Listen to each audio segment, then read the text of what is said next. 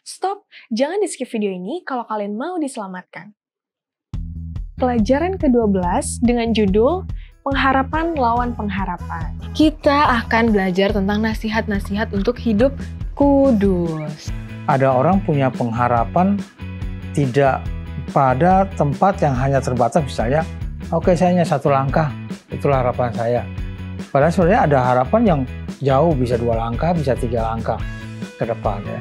Jadi Paulus menggambarkan bahwa lalu kita dalam segala kesibukan kita, dalam segala sesuatu yang kita lakukan, dan jangan lupa kita punya pengharapan. Dan pengharapan kita itu adalah pengharapan kepada Yesus, karena pada waktu dia datang nanti, kita akan dibangkitkan, jadi kita tidak akan mati selama-lamanya. Halo semua, kembali lagi di episode terbaru Cornerstone Connection. Bersama aku Girena dan teman aku yang sangat amat pretty, Brenda. Dan tentunya pada hari ini kita akan sama-sama belajar Cornerstone. Bener banget. Oke, buat yang belum punya nih buku-bukunya, kalau kalian pengen banget belajar, Kak aku mau dong bukunya, atau gimana ya cara dapat bukunya, nah kalian gampang banget bisa telepon aja ke call center Hope Channel Indonesia buat nanti dikasih buku gratis dikirimin ke rumah kalian. Oke? Betul banget. Terus hari ini apa yang mau kita pelajarin? Hari ini kita bakal belajar di pelajaran ke-12 dengan judul Pengharapan Lawan Pengharapan. Wih, oke. Jadi, ya nggak kerasa ya udah pelajaran ke-12 ya kamu bilang. Bulan ini udah mau habis Sudah ya mau pelajaran habis, kita. kan kayak sedih banget ya. Tapi nggak apa-apa, kan kita masih ada triwulan baru lagi. Terus nanti bukunya baru lagi, kalian bisa minta lagi. Nah, oke. Tanpa perlu lama-lama. Hari ini kita akan belajar tentang... Ayo. Sabar, bikin mereka kepo dulu. Oke, jadi buat kalian yang nungguin banget nih hari ini kita akan belajar apa? Kita akan belajar tentang nasihat-nasihat untuk hidup kudus. Emang iya? Emang ya? Iya, so tau banget kita. Oke, daripada nggak percaya kalian nih, masa sih emang ini buat tentang hidup yang kudus gitu? Oke, mendingan kita baca aja dulu ceritanya. Buat yang nggak punya bukunya atau yang belum ada bukunya, kalian bisa baca di 1 Tesalonika 4. Oke, sekarang kita lanjut ceritanya. Kita masuk ke dalam cerita. Kita baca ya. Oke, baca Girena. Akhirnya, saudara-saudara, kami minta dan nasihatkan kamu dalam Tuhan Yesus. Kamu telah mendengar dari kami bagaimana kamu harus hidup supaya berkenan kepada Allah. Hal itu memang telah kamu turuti, tetapi baiklah kamu melakukannya lebih bersungguh-sungguh lagi. Kamu tahu juga petunjuk-petunjuk mana yang telah kami berikan kepadamu atas nama Tuhan Yesus. Karena inilah kehendak Allah, pengudusanmu, yaitu supaya kamu menjauhi percabulan, supaya kamu masing-masing mengambil seorang perempuan menjadi istrimu sendiri, dan hidup di dalam pengudusan dan penghormatan, bukan di dalam keinginan hawa nafsu, seperti yang dibuat oleh orang-orang yang tidak mengenal Allah, dan supaya dalam hal-hal ini, orang jangan memperlakukan saudaranya dengan tidak baik atau memperdayakannya. Karena Tuhan adalah pembalas dari semua ini, seperti yang telah kami katakan dan tegaskan dahulu kepada kamu. Allah memanggil kita bukan untuk melakukan apa yang cemar, melainkan apa yang kudus. Karena itu, siapa yang menolak ini bukanlah menolak manusia, melainkan menolak Allah yang telah memberikan juga rohnya yang kudus kepada kamu. Tentang kasih persaudaraan tidak perlu dituliskan kepadamu, karena kamu sendiri telah belajar mengasihi dari Allah. Hal itu kamu lakukan juga terhadap semua saudara di wilayah Makedonia. Tetapi kami menasihati kamu, saudara-saudara, supaya kamu lebih bersungguh-sungguh lagi melakukannya. Dan anggaplah sebagai suatu kehormatan untuk hidup tenang, untuk mengurus persoalan-persoalan sendiri, dan bekerja dengan tangan, seperti yang telah kami pesankan kepadamu. Sehingga kamu hidup sebagai orang-orang yang sopan di mata orang luar, dan tidak bergantung pada mereka. Selanjutnya, kami tidak mau, saudara-saudara, bahwa kamu tidak mengetahui tentang mereka yang meninggal, supaya kamu jangan berduka cita seperti orang-orang lain yang tidak mempunyai pengharapan. Karena jikalau kita percaya bahwa Yesus telah mati dan telah bangkit, maka kita percaya juga bahwa mereka yang telah meninggal dalam Yesus akan dikumpulkan Allah bersama-sama dengan Dia. Ini kami katakan kepadamu dengan firman Tuhan, kita yang hidup, yang masih tinggal sampai kedatangan Tuhan, sekali-kali tidak akan mendahului mereka yang telah meninggal. Sebab pada waktu tanda diberi, yaitu pada waktu penghulu malaikat berseru dan sangkakala Allah berbunyi, maka Tuhan sendiri akan turun dari sorga dan mereka yang mati dalam Kristus akan lebih dahulu bangkit. Sesudah itu yang kita yang hidup, yang masih tinggal akan diangkat bersama-sama dengan mereka dalam awan menyongsong Tuhan di angkasa.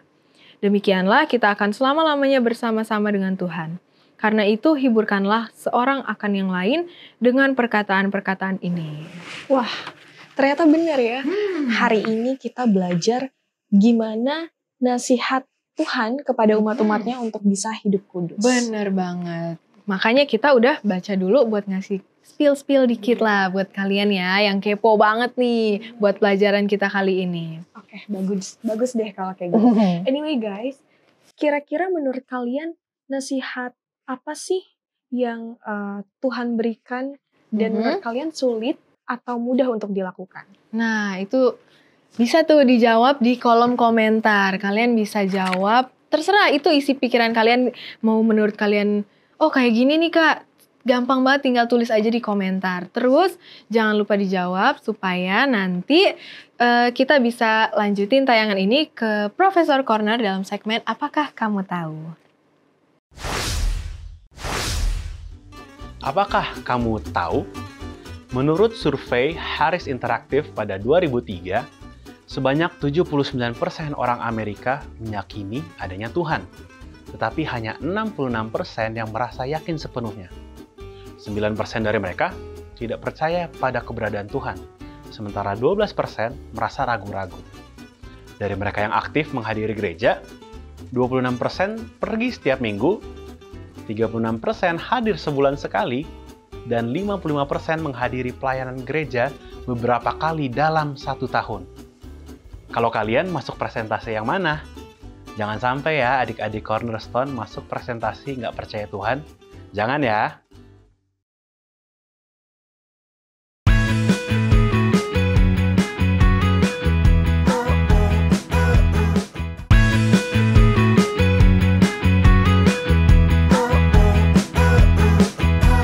Balik lagi di Cornerstone Connection. Program ini hadir untuk membimbing kamu mempelajari Alkitab lebih dalam lagi.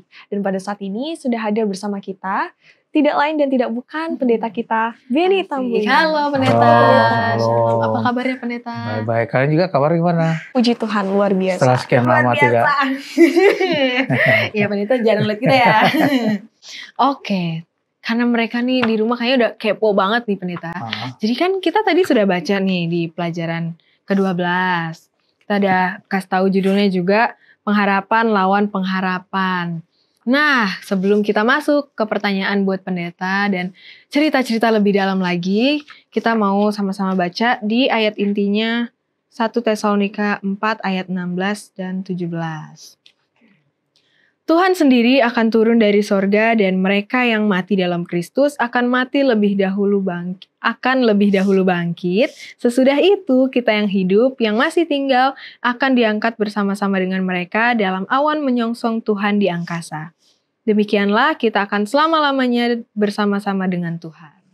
Oke pendeta, tadi kan kita udah sedikit baca nih dari pelajaran ke-12. Dan aku secara pribadi juga punya pertanyaan. Dan dari cerita ini aku masih belum ngerti apa sih korelasi dari judul dan juga cerita dari keseluruhannya. Bener tuh. Iya, ini kan dua hal yang bertentangan yang Paulus bawakan ke Tesalonika. Sebabnya judulnya pengharapan lawan pengharapan. Artinya kan pengharapan lawan yang lain ya. Ini sama-sama pengharapan. Ada orang punya pengharapan tidak pada tempat yang hanya terbatas, misalnya, oke, saya hanya 1 langkah, itulah harapan saya. Padahal sebenarnya ada harapan yang jauh, bisa 2 langkah, bisa 3 langkah ke depan. Ya. Jadi Paulus menggambarkan bahwa lalu kita dalam segala kesibukan kita, dalam segala sesuatu yang kita lakukan, dan jangan lupa kita punya pengharapan. Dan pengharapan kita itu adalah pengharapan kepada Yesus, karena pada waktu dia datang nanti, kita akan dibangkitkan, jadi kita tidak akan mati selama-lamanya. Karena bagi mereka ya hidup sekarang ini. Ya, hidup sekarang ini. Kalau sudah mati ya sudah tidak akan ada kebangkitan. Ya. Ada yang coba untuk bawakan, lari lagi ke sana, lari lagi ke sini dan lain sebagainya. Ada bahkan gambaran yang diberikan mereka untuk bawakan arti bahwa kalau kita nanti mati kita akan pergi ke satu tempat lain. Kemudian kita coba lagi. Kalau baik ya baru masuk surga gitu. Seperti itu karena bagi mereka mati sudah mati. Tidak ada kehidupan lagi. Padahal Paulus memberikan pekabaran kepada mereka bahwa tidak loh, ini ada kebangkitan nantinya kalau kita mati bersama-sama dengan Tuhan. Ada kebangkitan yang bawa kita nanti naik ke surga untuk tinggal bersama dengan Tuhan. Oke, terima kasih pendeta buat jawabannya. Berarti emang sebenarnya habis kita ada kematian itu, ada kebangkitan ya pendeta, masih ada kehidupan baru nanti. Kalau gitu sekarang aku punya pertanyaan, kira-kira apa yang mau Paulus tekankan, hal apa nih yang ditekankan buat apa yang bisa kita lakukan dalam pertumbuhan iman kita kepada Kristus? Iya, kita tidak bisa hanya sekedar kepada ya udahlah, yang penting saya hidup sekarang ini ya udah ini aja, ya. Apa yang saya lakukan sekarang ini, ya untuk sekarang ini. Tidak memikirkan kepada berikutnya. Tidak memikirkan bahwa, ya umur manusia berapa sih? Ya, kalau zaman dulu mungkin dengan sekarang ya 100 dengan sekarang 70-an. Ya, itu satu hal yang sangat sangat berbeda. Ya udahlah cukup segini aja. Ya, tidak perlu adanya satu pembaharuan, tidak perlu adanya satu pertobatan. Ya apa yang saya lakukan sekarang ya saya jalani saja tanpa melihat bahwa ada loh sebenarnya pengharapan itu, ya. Jadi Paulus yang menekankan bahwa kehidupan kita ini bukan hanya sekedar apa yang kita lakukan, tapi harus selamat nih, ada keselamatan di sana. Jadi jangan pernah putus asa bahwa misalnya saya udah seperti ini, udahlah saya nyerah aja gitu. Atau menikmati, saya bisa nikmati, pokoknya saya nikmati semua apa yang ada, ya. Tidak juga seperti, jangan pernah menyerah, ya. Bagi yang sakit sekali misalnya, jangan juga menyerah, ya udah saya udah sakit-sakitan gini, ya udah kalaupun mati aja lah gitu misalnya, ya. Ya, tanpa ada pengharapan apa-apa, tanpa punya akan nanti saya akan diselamatkan gitu ya, akan bangkit kembali. Atau bagi orang yang memang rasa nikmat nih dunia ini gitu ya. Udah nikmati aja pokoknya sekarang. Kalau mati ya udah mati aja nanti ya. Tanpa mikirkan bahwa sebenarnya saya juga harus mempersiapkan diri saya untuk kedepannya loh. Saya harus siapkan diri saya bahwa adanya nanti kedatangan Tuhan, adanya nanti kebangkitan. Kalaupun saya mati ada kebangkitan. Jadi dia punya pengharapan bahwa ada masa depan yang lebih baik dalam satu kehidupan. Berarti kita harus lebih prepare apa yang ingin kita tuju ya pendeta, dan kita harus lebih berpengharapan juga. Oke pendeta, untuk pertanyaan selanjutnya, Paulus kan sudah menjelaskan nih apa sih yang akan terjadi setelah kedatangan Tuhan, dan pertanyaannya kenapa Paulus menyampaikan itu? Kayak apa sih benefitsnya untuk kita? Iya, gambarannya begini. Orang yang belum mengenal Tuhan kan mereka hanya tahu apa yang mereka lihat aja, ya. Hidup ini saya hidup, saya makan, ada makanan makan, ya udah hidup, ya. Saya bisa bertahan karena saya makan, saya punya minum semuanya, ya udah saya hidup. Tidak lihat ke depan. Ke depan, kalau saya mati gimana sih? Ya.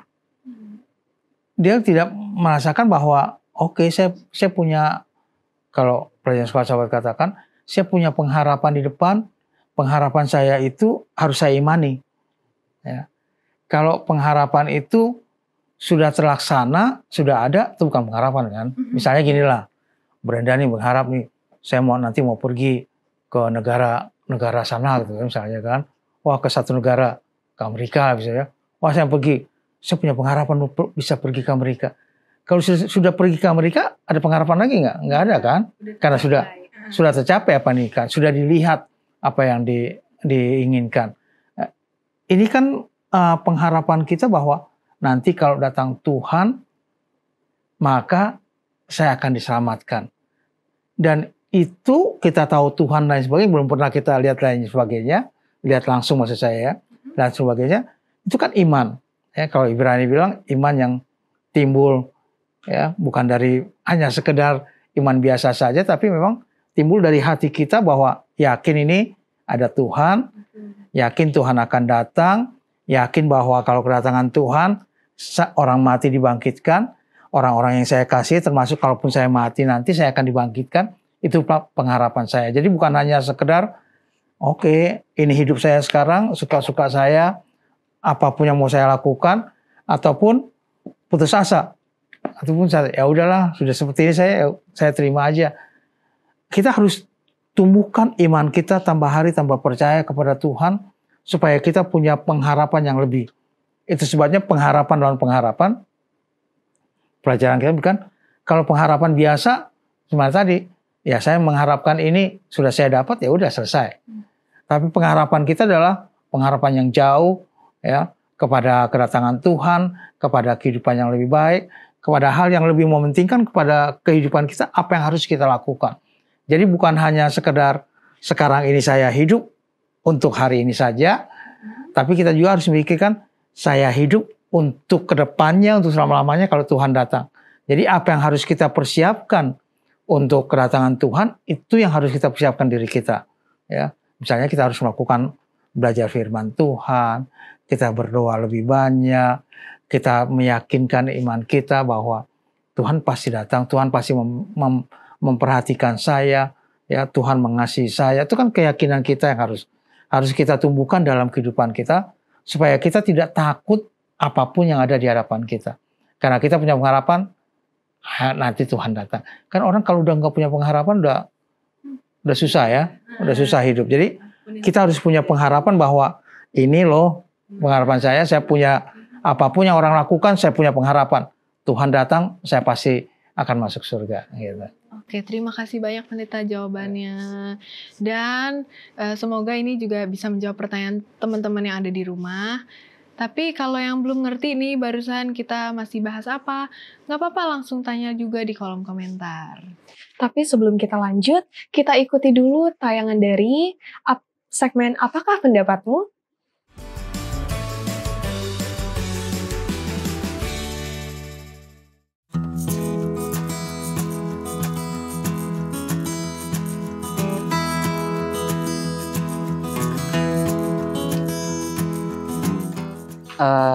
Saya tidak setuju karena menurut saya Tuhan Yesus pasti akan datang kembali untuk kedua kalinya, untuk menjemput setiap orang yang percaya dan rindu akan Dia dan akan hidup senantiasa di surga nanti. Dengan alasan ini saya akan pendapat bahwa manusia sudah mulai hidup kacau dan juga Tuhan Yesus pasti akan datang kedua kalinya dengan waktu yang akan dekat ini.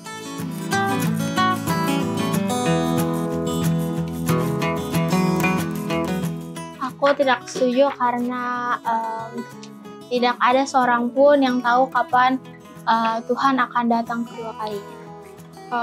Aku juga tidak setuju karena Tuhan bisa datang kapan saja, bisa dalam waktu dekat atau jangka panjang, atau mungkin besok dia bisa datang ke dunia ini untuk kedua kali.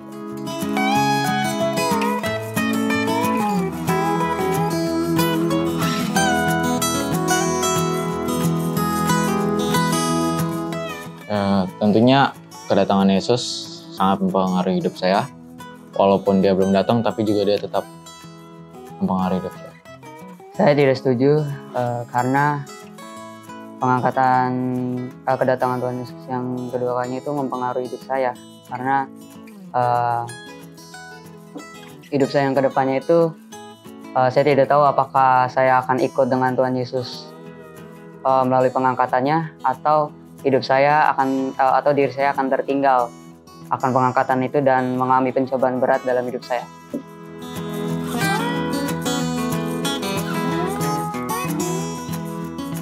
Saya tidak setuju karena setiap perbuatan, kemauan, dan kehendak Tuhan itu sangat berpengaruh dalam hidup saya. Jadi, saya sebagai hambanya hanya bisa berjaga-jaga kapan Tuhan Yesus akan datang. Yang saya bisa hanya lakukan hanya berjaga-jaga. Saya tidak setuju karena kedatangan Tuhan Yesus pastinya adalah kabar kebaikan bagi kita semua. Kita semua pasti sangat menunggu momen itu. Maka dari itu kita harus berjaga-jaga dan bersiap supaya kita semua bisa diangkat sama Tuhan, hidup kekal bersama Dia di surga nanti.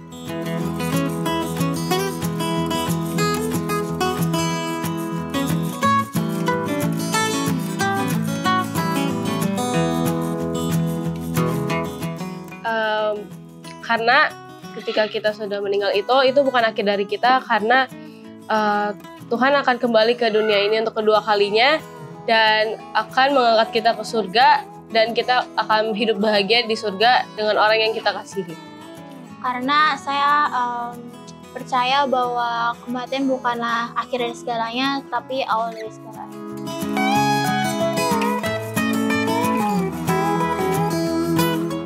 Karena memang Tuhan mengatakan bahwa kita semua akan hidup kekal bersama-sama dengan Dia di surga.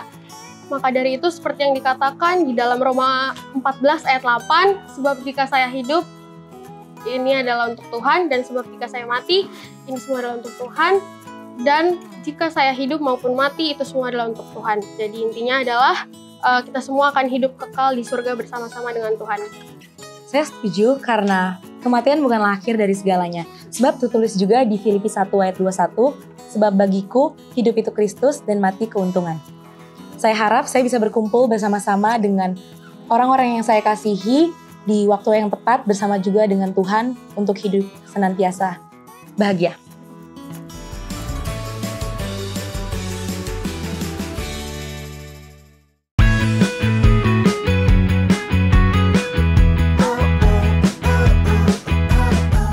Lagi di Cornerstone Connection. Kita kan udah dengar nih beberapa pendapat dari teman-teman kita. Menurut Kak Brenda gimana nih? Kalau menurut aku sih setuju sama pernyataan yang pertama sampai yang ketiga gitu.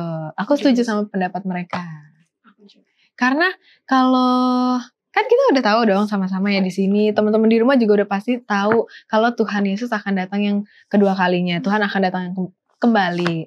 Jadi kalau tadi pernyataannya ada yang menyatakan dia tidak akan kembali ke dunia ini, berarti ya kita sama-sama gak setuju dong gitu.